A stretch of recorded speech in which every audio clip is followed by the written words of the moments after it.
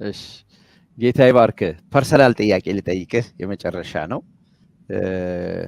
ከፈለከው ጥሩ ነው፣ ከወደድከው መልሰው፣ ካልመለስከውም እንደተጠበቀ ነው ያንተ ስለሆነ። አንድ አባት ጠየኳቸው። ለዚህ ስራ ለአገልግሎት ወደ ተቋሙ ሲሄድ አንድ አባት እንደዚህ ያሉኝ፣ እዚህ ውስጥ ምን አገባህ? አርፈህ በሕክምና አትቀጥልም ወይ ብለው ነገሩኝ። እንግዲህ እሳቸው በደረሱበት ይመላለሳሉ የሚል ሀሳብ ስትነግረን ነበረ። ይሄንን ጥያቄ አንተን ለሚመስሉ ልሂቃኖች በይበልጥም በአውሮፓና በዳያስፖራ ያሉ የተመቻቸው ከሁኔታዎች ጋር አብረው ተመሳስለው የሚኖሩ አቅም ያላቸው ነገር ግን ምን አገባህ እንዳንተ እንደተባልከው ምናልባት እንግዲህ ሲያዩ ምናልባት የሆነ ድርጅት አትመራም ይሆናል፣ ወይ ደግሞ የሆነ ተቋም ውስጥ ወይ ደግሞ የሆነ ማህበር ውስጥ ወገንታዊነት ይዞ የተቀመጥክ ጡንቻህን ያፈረጠክ ሰው ላትሆን ትችላለህ። እና ብዙ ጊዜ ልሂቃኖቹ እንደዚህ አይነት ተመሳሳይ የሆነ ጥያቄዎች ይቀርብላቸዋል። እኔም የሰማሁት አለ። በፕሮፌሽናሌ መኖር ይገባኛል። የኢትዮጵያ ችግር፣ የቤተ ክርስቲያን ችግር ራሱ ብዙ ውስብስብ ነው እና አንዳንዶችም ያው እግዚአብሔር እንግዲህ የሰጠኝ ይችኛዋን እድሜን እየጸለይኩ በቃ ነገሮችን መተው አለብኝ ብለው ተቀምጠዋል። ምክንያቱም እውነታውን ስታየው ብዙ ሊቃኖች በጣልቃ ገብተው ሲሰሩ አናያቸው። እውነቱን እውነት ወይ ደግሞ ውሸቱን ውሸት፣ ጥቁሩን ጥቁር፣ ነጩን ነጭ ማለት ከብዷቸው አንቱ ተብለው ተቀምጠዋል እና ለነዚህ አይነት ወገኖች አንተ መጀመሪያ ምን ተሰማ? ምን አይነት ዲሲሽን ወሰድክ? ለነዚህ ልሂቃንና ምሁራን አባቶች በተለያዩ ስራዎች ላይ በመንግስትም ሆነ በግል ኤንጂኦዎች ትልቅ ኃላፊነት ቦታ ይዘው የተቀመጡ ባለሀብቶች ምን ምክር ትሰጣቸዋለህ? ጌታ ያክብርህ። ከፈለክ መልሰው፣ ካልፈለክ ተው። መልካም፣ ጥቂት ነገር ልናገር። ንጉሥ ሰለሞን እግዚአብሔር በሰጠው ጥበብ ብዙ ነገሮችን መረመረ፣ ተመራመረና በመጽሐፈ መክብብ ምዕራፍ 12 ቁጥር 13 ሲደመድመው እንዲህ አለ፣ የነገሩን ሁሉ ፍጻሜ እንስማ፣ ይህም የሰው ሁለንተና ነው፣ እግዚአብሔርን ፍራ፣ ትእዛዛቱንም ጠብቃል። ሲደመደም አለ፣ ሲጠቀለል ሰው የተፈጠረው እግዚአብሔርን እየፈራ ፍቃዱን እያደረገ እንዲኖር ነው ብሎ ደመደም እና ጥሪያችን በዚህ ምድር ጌታን አውቀን እንድንኖር እግዚአብሔር የፈቀደበት አንዱ ዓላማ የመንግስቱን ስራ ልናስቀጥል፣ ለዚህ ደግሞ ልዩ ልዩ ጸጋን በውስጣችን አኑሯል። ትምህርት የጸጋ ስጦታ ነው።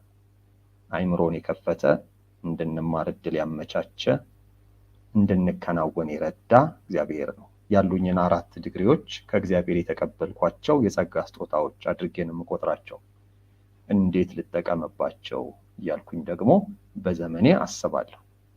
ስለዚህ ግን ደግሞ ህይወት በምርጫ የተሞላች ነች። ሰው እስከምን ድረስ ወደ እግዚአብሔር ልቅረብ ብሎ መወሰን ይችላል፣ እንኳን እስከምን ላገልግል።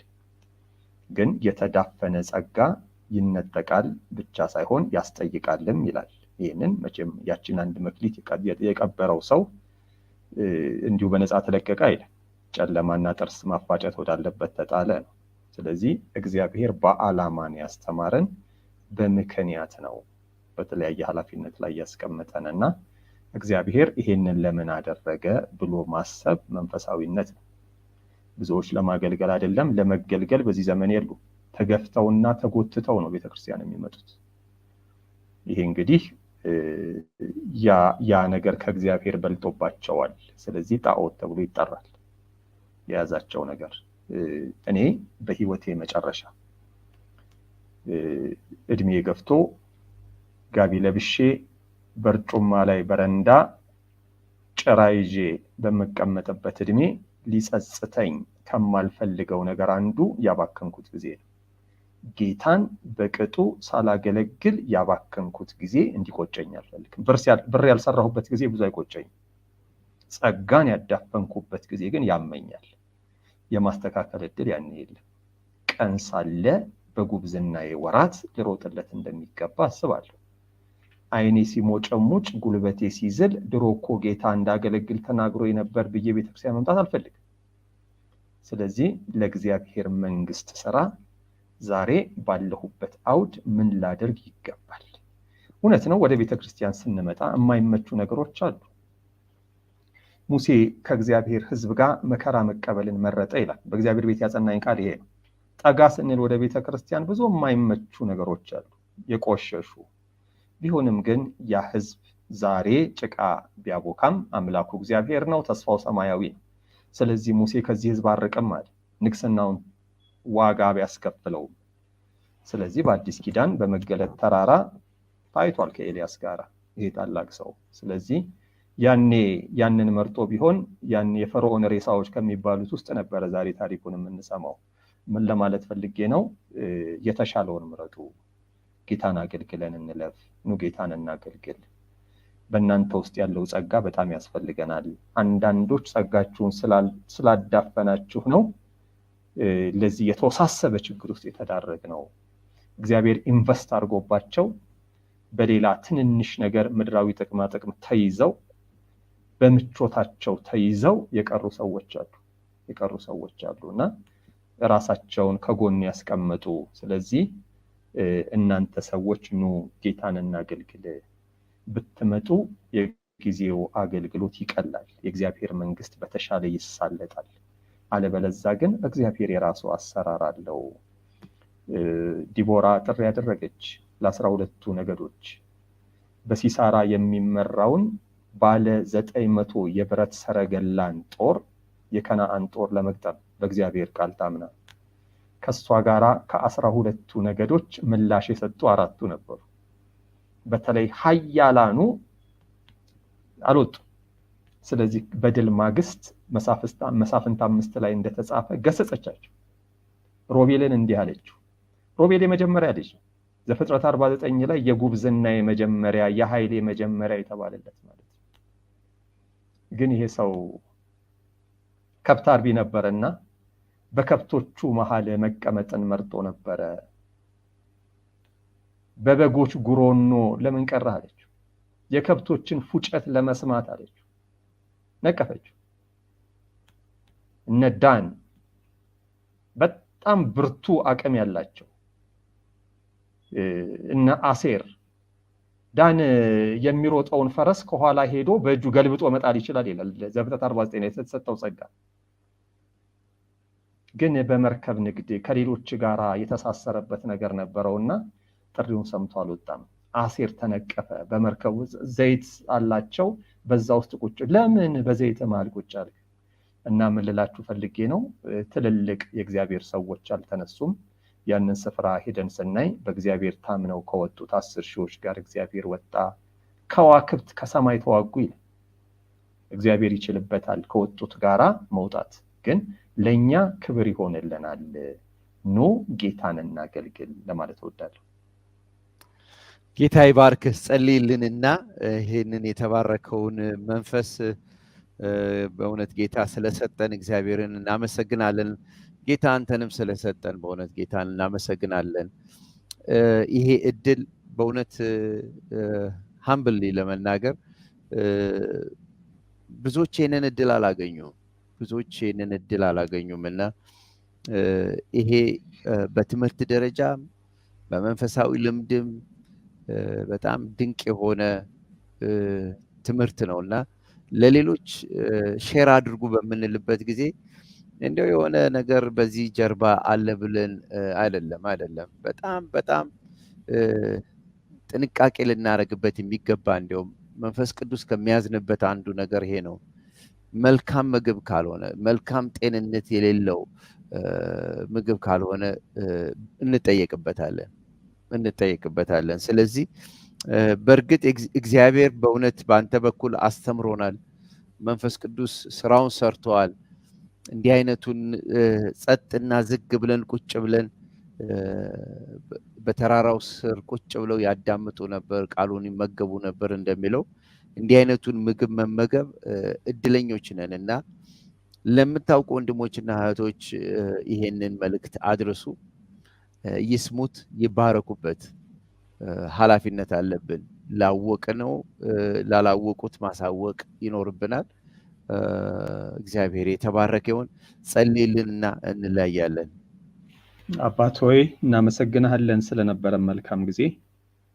ንጉሥ ሆይ አንተ በምትሰራበት በዚህ ዘመን የአንተ ገንዘቦች እንድንሆን፣ እንድንገኝልህ፣ እንድንመችልህ እረኛ ብለን በላያችን ሾመንሃልና በወደድከው አሰማራን፣ እንደፈቀድከው ተጠቀምብን። ሂዱ ወደምትለን እንሂድ፣ ተቀመጡ በምትለን እንቀመጥ። አቤቱ እግዚአብሔር ሆይ ወደዚህ ወጥተህ ሙት ስትለው እንኳ እሺ አለ። እስከዚያ ድረስ እግዚአብሔር ሆይ አቤቱ የአንተ መንግስት ጉዳይ በልባችን አንደኛ እንዲሆን እንለምናሃለን።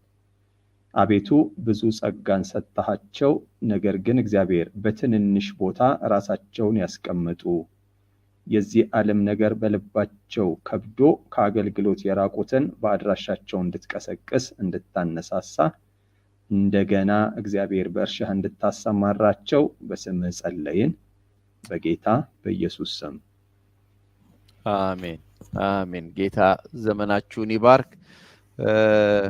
ጥያቄ ካላችሁ ጥያቄዎቻችሁን ላኩልን። እንግዲህ ይሄ ትምህርት ነው። ትምህርት ስለሆነ ረጅም ጊዜ ሊወስድ ይችላል። ምናልባት ይሄ ረዘም አለብን ለምትሉ ወንድሞችና እህቶች ፖዝ ማድረግ ይቻላል። ቴክኖሎጂው በጣም ቆንጆ ነው። የሆነች ሰዓት ላይ ፖዝ አድርጋችሁ ሰዓቱን ታያላችሁ። ሌላ ጊዜ ደግሞ ሄዳችሁ እንደ ክፍል 2 አድርጋችሁ ማየት መስማት ትችላላችሁ። ደግማችሁ ብትሰሙት፣ ደጋግማችሁ ብትሰሙት በጣም በጣም በጣም በጣም ትባረኩበታላችሁ።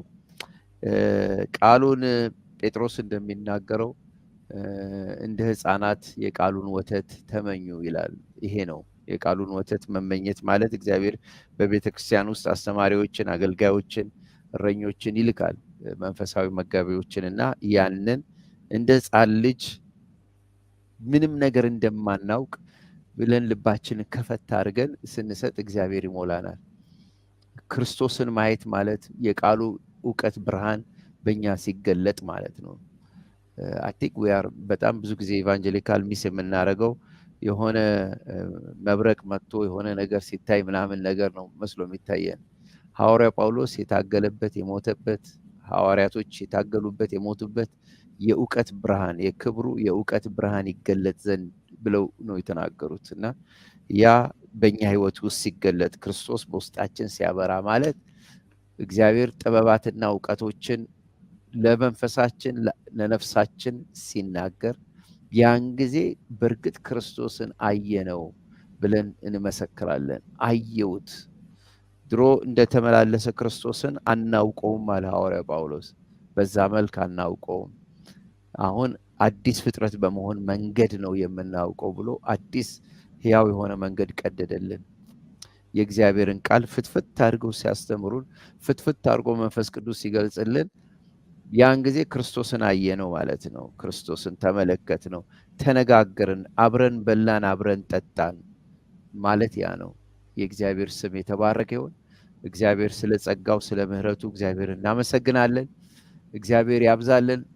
ፓስተር ዶክተር ሳምሶን ሌሎቻችሁም የምትሰሙ ይህንን የእግዚአብሔር ሰው በእውነት እየተጠቀማችሁ እየወሰዳችሁ ሌሎችንም ትምህርቶች፣ ሌሎችንም ስልጠናዎች፣ ሌሎችንም ጥናቶች እንዲያደርግ መገፋፋት ማድረግ ይገባናል።